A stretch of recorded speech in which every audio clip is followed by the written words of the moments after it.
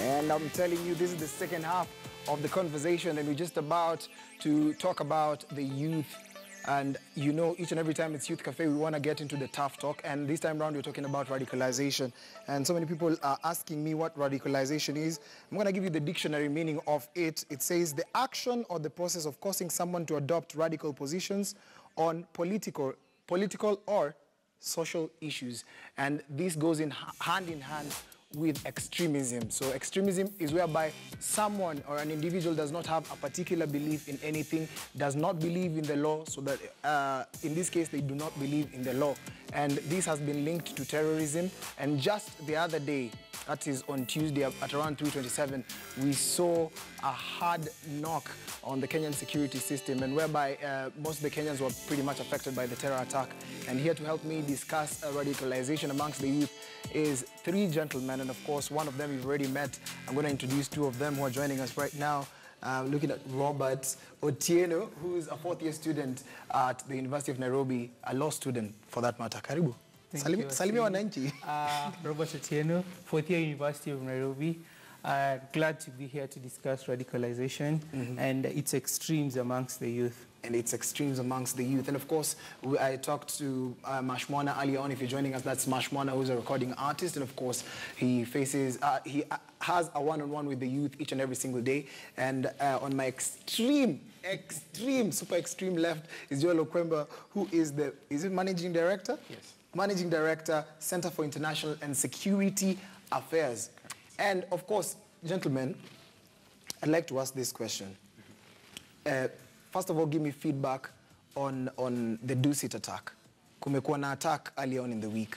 And how did you see the security system, the security agencies, did they respond in good time? And do you think that operation this time around was totally different? Karibu. Thank you, Brian. First of all, I think it's proper to start with expressing our condolences to the bereaved families and those who have been affected by this. In terms of whether security approach was optimum, I would say it was improved from our last time, because that's the only measure that we have in terms of have we improved from, say, Westgate or the other attacks that we've had. And I think the entire country agrees that the operationalization of the security agencies was optimum. Was optimum. Your feedback on the same? Yeah, I would have to start by my condolences to the family, those that lost loved ones. We are with you in prayers. And the feedback really has changed. Would remember from the Westgate attack, it was slower, but this time it was a lot more faster. It was more coordinated. There was no clashes between the different security forces, and would appreciate it didn't last more than 48 hours. Yeah. True. And just jump into this question. Mashmwana, pale ukiangalia kwa ile list ya wale terrorists ambao walipigwa risasi, wawili walikuwa ni wa Kenya.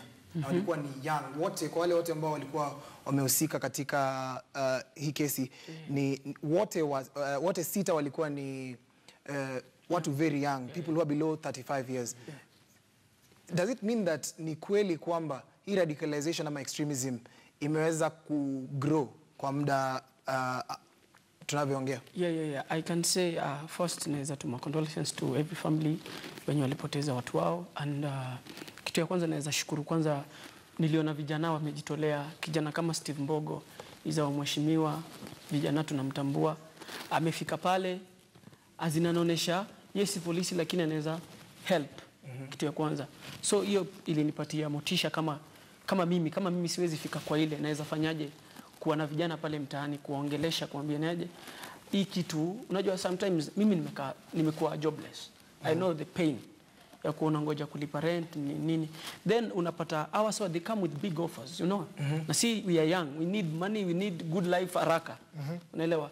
So I think we need like mentorship. About life, about money, about everything that, because wale wase walikuwa young na wako make wote.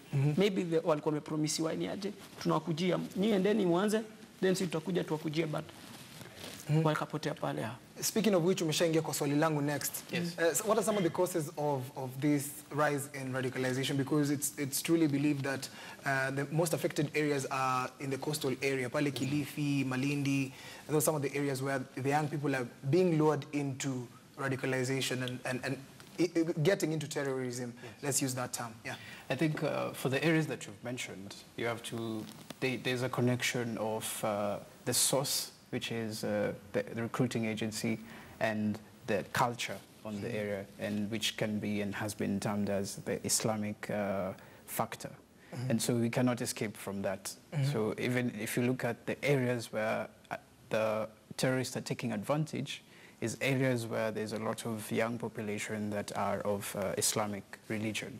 So that plays into the narrative. But also it's a mobilizing tool. Just like any other enterprise out there, you need a source of people for you to be credible. So how then do you get these people?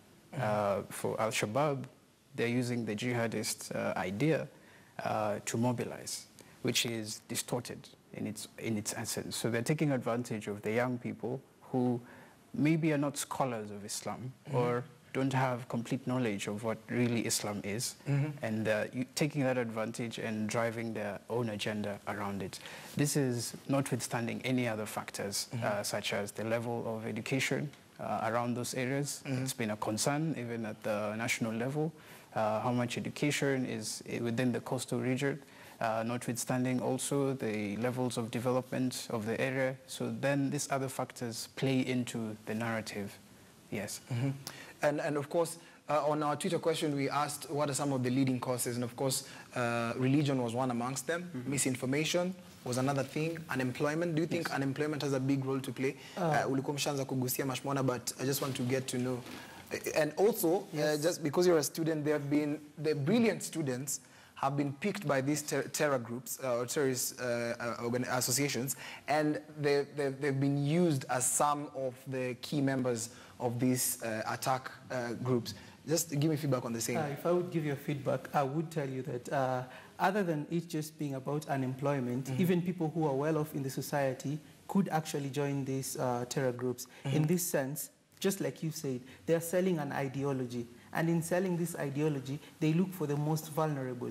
And there are people who would get themselves into this discourse, look at the extremisms and all these things. People have a lot of interest in the university, the research and all these things that we do. So you would have someone look at it that way. And the biggest factor that would have them radicalized is if you look at it from that sense, the way you've said. We had that kid who was in Garissa attack, one of the assailants. If they would seclude themselves and not want to have conversations with people, they are easy prey. And this war is turning psychological. So it's more psychology than actually the unemployment and all these things. Then if I would also have to factor in the issue of unemployment, I am in the university. I wouldn't want to lie to you. I have a fear of getting out there and not getting a job. So if I would get someone that would get me an offer, and I'm not standing for anything, trust me, it is not so hard for me to get lured into this. And then just like he had mentioned, you go into it bleakly. Most of this Islamic thing, I would mention the Quran. It is written in Arabic. If I would go there, I have no knowledge of Arabic and all these things. They would mention this to me, teach me about the Quran and all these things. I wouldn't know about Islam. Those are just, let me clarify, those are just extremists, because it's believed that new converts ndio wale ambao wanatumika sana sana, so they are misinformed about Islam. So just here to say that Islam is not, terrorism is not associated to Islam, but most of the converts, new converts, are used in such cases, and it so happens that extremists have subscribed to Islam. So I just want you to get a clear bit about that, so that watu wasifikirie kwamba ati dini ya Kiislamu ni dini ambayo inasaidia ama ina propel such acts of terrorism.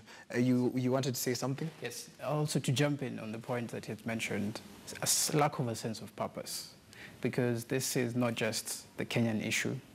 For instance, we've seen the same in Nigeria, where the ones who are trying to recruit others just don't feel like they belong to any kind of society. So they feel, first of all, the political marginalization or economic marginalization, and so they want a sense of belonging. It's a secondary need for every human being. You want to belong. So if society is pushing you away For instance, as young people, you feel like there's lack of, say, recognition by your government, and especially those areas that you've mentioned. There was, in those areas as well, the MRC. Why are they coming out? Because they feel marginalized. So these are people who have grievances that have not been addressed for a while.